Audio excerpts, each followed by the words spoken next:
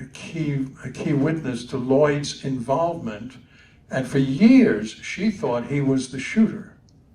He wasn't, of course. He was just to be the gun carrier. Well, one piece of evidence after another of this sort started to unfold.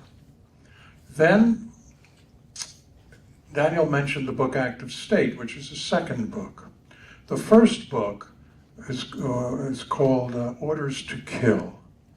And that is a much more comprehensive story of the evidence that was built up to 1995.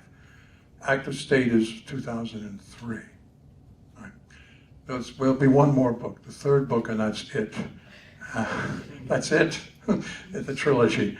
But I have to do this because when you hang out, when you're around or involved in a case, even though you do other things, you try to earn a living, people know you're there, and before they die, in some cases, they want to tell you something that they know.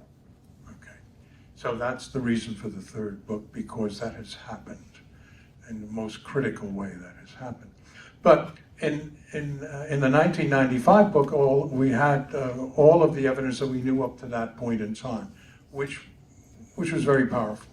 I don't need to bore you with all the details. You can read about them if you read about the trial. But it's very powerful stuff. But then I get a call from a former journalist of the Memphis Commercial Appeal, who was also involved in naval intelligence years ago. And he said to me, he said, I've been contacted by someone who wants to tell something about this story. And I said, who is this person? He said, well, there are two of them. And they were part of a 8-man Alpha 184 sniper unit who were in Memphis on the day of the assassination. Now, he had written an article in the Commercial Appeal before he left, a long piece. And in that article, he put in a very small paragraph, he said, there was an Alpha 184 sniper unit in Memphis on that day.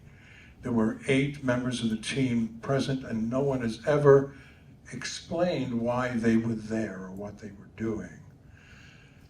That's what he was talking about. And his name was Steve Tompkins. And so he moved from journalism to become a publicity or press assistant to the governor of Tennessee. So I went up to see him at the governor's offices, and he told me these guys were part of that unit, and they left the country in the early 70s because they believed there was a cleanup operation going on, and everybody in that unit was going to be killed. So they fled to Mexico, and they're in Mexico.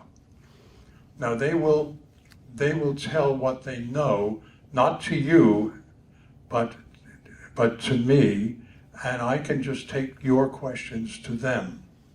Now, by that point in time, I had become James Earl Ray's lawyer.